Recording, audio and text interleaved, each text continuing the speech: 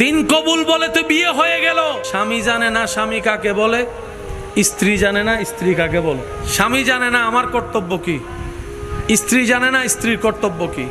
বেশিরভাগ স্বামীর মাথায় আছে আমার কাজ কামানো খাওয়ানো, বেশিরভাগ স্ত্রীদের মাথায় বসে আছে আমার কাজ ঘর পরিষ্কার করা রান্না করে খাওয়ানো। অথচ আমার ভাই বোন কখনো জানার চেষ্টা করেনি পৃথিবীর সবচাইতে পুরাতন প্রথম সম্পর্কের নাম হচ্ছে স্বামী স্ত্রী। বাকি সব সম্পর্ক আল্লাহ সৃষ্টি করেছেন পরে, প্রথম সম্পর্ক সৃষ্টি করেছেন স্বামী স্ত্রী। আদম এবং হাওয়া সম্পর্ক ছিল স্বামী স্ত্রী। এই স্বামী স্ত্রী সম্পর্ক এমন দামি সম্পর্ক যেটার শুরু হয়েছে জান্নাতে, আবার সেটা অনন্তকালও থাকবে জান্নাতে। সুবহানাল্লাহ। আল্লাহ বলছেন কোরআনুল কারীমে, স্বামীর জন্য স্ত্রী পোশাক, স্ত্রীর জন্য স্বামী পোশাক। পোশাক মানে কি? স্বামীদেরকে বলে স্ত্রীদের দোষকে তুমি গোপন রাখো, স্ত্রীকে বলে তুমি স্বামীর দোষ গোপন রাখো। কারো দোষ সমাজে প্রচার করিও না, কাউকে বলিও না। একে অপরের ইজ্জত করো, মায়া করো, মহাব্বত করো। সংসারে সংসার হয়ে যাবে, সওয়াবে সওয়াব হয়ে যাবে। আপনার আমার ঘরে যে মা বোনেরা রান্না করে, এই রান্না করার কারণে সওয়াব পায়। দুনিয়াবি কাজও হচ্ছে, আখেরাতের সওয়াবও হচ্ছে। লাভ হচ্ছে না লস? বলেন না সবাই, লাভ হচ্ছে না লস? আমাদের সবাইকে একটু ইসলাম বুঝে চলার দরকার। আপনারা বলেন আছে নাকি নাই? ইসলাম থেকে কি দূরে থাকবো না কাছে থাকবো? 5 ওয়াক্ত নামাজ ইসলামে আছে, পড়লে লাভ না লস? ইসলামের মধ্যে সুদ খাইতে কি করেছে? নিষেধ করেছেন। বলেন ইসলামে সুদ খাইতে কি করেছে? গোশ খাইতে, খাইতে খাইতে, অন্যকে অত্যাচার করতে, মানুষকে কষ্ট দিতে, মানুষকে কঠিন কথা বলতে। ইসলাম যা যা নিষেধ করেছে আমরা সেগুলোই বেশি করি। কি বলেন আপনারা? এবার বলেন দোষ কার? আল্লাহ যদি জাহান্নামে দেয় আমাদেরকে, আমরা নিজেদের দোষে। ইসলাম কত সুন্দর। সম্পত্তি বন্টনের ব্যাপারে দেশীয় আইন আছে না নাই?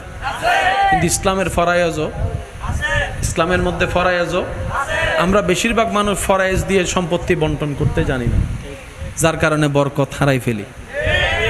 বছরে একবার সম্পদের নির্দিষ্ট পরিমাণের উপর কি দিতে হয়? যাকাত। যাকাত দিলে সম্পদ পবিত্র হয়। সুবহানাল্লাহ। যাকাত দিলে সম্পদ কি হয়? পবিত্র হয়। পবিত্র হয় মানে আপনার সম্পদে বরকত হবে, আপনার পরবর্তী প্রজন্ম আরো ডবল সম্পদের মালিক হবে। এটা একটা ট্যাক্স যেটা আল্লাহর কাছে জমা থাকে। আল্লাহর জন্য কেউ যা করবে, যা যতটুকু করবে, সর্বনিম্ন 10 গুণ বেশি পাবে, সর্বোচ্চ 700 গুণ বেশি পাবে। আর এর উপরে যারে বেগাইরে হিসাব আল্লাহ তাকে দান করবেন। আপনার জীবনেই কি শেষ নাকি ছেলে মেয়ের জীবন আছে? ছেলে মেয়ের জীবনেই শেষ নাকি নাতি নাতনি আছে? এগুলা আস্তে আস্তে আপনার থেকে নাতি নাতনি আস্তে আস্তে কত সরকার আসবে, কত সরকার যাবে, কিন্তু আসল মালিক তো সব সময় থাকবে। সেজন্য অ্যাকাউন্ট একটা রবের কাছে করবেন। সুবহানাল্লাহ বলি। অ্যাকাউন্ট একটা রবের কাছে করবেন। এই অ্যাকাউন্টের খবর আপনি এবং আপনার রব ছাড়া জানে কেউ না জানে। এই অ্যাকাউন্টে টাকা জমাবেন কিভাবে? রাস্তা দিয়ে যাচ্ছেন, একজন গরিব দেখেছেন, আল্লাহ আপনাকে যা দিয়েছেন সেখান থেকে আপনি দিয়ে দিলেন, জমা হয়ে গেছে। এদিকে দুনিয়াবি হিসেবে তার পেটও ভরার টাকা পেয়েছে, ওদিকে আপনারটা 10 টাকাটা ওখানে 10 গুণ বেশি হয়ে অথবা 700 গুণ বেশি ওইখানে জমা হয়ে গেছে। মসজিদ মাদ্রাসায় যতটুকু পারবেন গোপনে দান করবেন। প্রতিবেশীকে, গরিব আছে, অসহায় আছে, তাকে দান করবেন। অসুস্থ কোথায় আছে খুঁজে তাকে দান করবেন। অভাবী কে আছে খুঁজে তাকে বাজারের ব্যবস্থা করে দিবেন। যা করবেন আল্লাহ আপনাকে যা ইনকাম দিবে সেখান থেকে গোপনে গোপনে গোপনে গোপনে। মনে রাখবেন 10 টাকা দিবেন, সর্বনিম্ন 10 গুণ বেশি পাবেন। জমা হচ্ছে কার কাছে? বলেন না কার কাছে? আর আল্লাহ তাআলার একটা বিধান, আল্লাহ এবং রসুলের একটা নিয়ম হচ্ছে কারো ধার রাখে না, বাকি জিনিস রাখে না। যে আল্লাহর জন্য করবে আল্লাহ তার জন্য তার চাইতে বেশি করে। এখন জমা হচ্ছে কার কাছে? বলেন সবাই কার কাছে? এবার আল্লাহ তাআলা আপনাকে দুনিয়াতেও দিবেন, এটার বিনিময় আখিরাতেও দিবেন। শুধু তাই নয়, আপনার পরবর্তী প্রজন্মের ভিতরেও আল্লাহ তাআলা সেই রিজিক ব্যবস্থা করে দিবেন। সুবহান। তো সন্তান পেলে তো বাবা এমনি খুশি হয়, নাতিরা পেলে তো দাদা নানা এমনি খুশি হয়। তা আপনি যদি চান তারা পাক, পরবর্তী প্রজন্ম পাক, তাহলে আপনাকে কিছু কিছু কাজ গোপনে আল্লাহর জন্য করতে হবে। আমরা কি এই নিয়মগুলো মেনে চলার চেষ্টা করতে পারবো ইনশাল্লাহ?